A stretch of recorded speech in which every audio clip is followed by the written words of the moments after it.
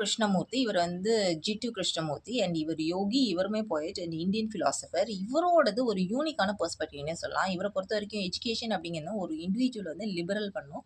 So psychological கண்டிஷனிங்லேருந்து எப்படி அவங்களே உணர்ந்துக்கணும். அவங்களோட பொட்டன்ஷியல உணர்ந்துக்கணும். எப்படி அவங்க உணர்ந்துக்க முடியும்?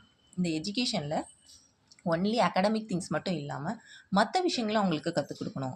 ஸோ அவங்க வந்து எக்ஸ்பீரியன்ஸ் பண்ணி கத்துக்கிறதுக்கு அவங்கள என்கரேஜ் பண்ணணும். இது வந்து ஸ்டூடண்ட்ஸ் சென்டர்ட் அப்ரோச் தான் இவரோடது. So self discovery, critical thinking, interconnectedness இதுக்கெல்லாம் ரொம்ப இம்பார்ட்டன்ஸ் இருக்கும்.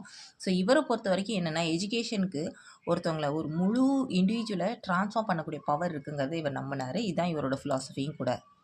அண்ட் இத வந்து அவரோட கோட் மூலியமாவே தெரிஞ்சுக்கலாம். ஒரு குழந்தைய அந்த குழந்தை என்னவா இருக்கு அப்படிங்கிறத தான் நம்ம பார்க்கணும் இல்லையா? நம்ம என்ன அந்த குழந்தைய பார்க்க விரும்புறோங்கிற கண்ணோட்டத்தில பார்க்கக்கூடாது அப்படிங்கிறது தான் இவரோட கொட்டேஷன்ல கூட இருக்கும்.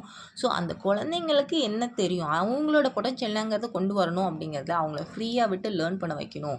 ஸோ இன்னைக்கு இருக்கக்கூடிய சொசைட்டிக்கு தேவையான விஷயங்கள அவங்கள டெக்னாலஜி இது எல்லாத்தையும் அவங்களோட கரிக்குலத்துல ஆட் பண்ணி அவங்கள கத்துக்க வைக்கணும். நம்மளோட அறிவ குழந்தைங்களுக்கு குடுக்கக்கூடாது. குழந்தைகளோட அறிவ அறிமுகப்படுத்துறது தான் ஒரு ஆசிரியரோட வேலை. அப்படிங்கிறதெல்லாம் இன்சிஸ்ட் பண்ணது நம்ம ஜே. கிருஷ்ணமூர்த்தி தான். அவரோட கொட்டேஷன்ஸும் குடுத்துருக்கேன். அதையும் நோட் டவுன் பண்ணிக்கோங்க.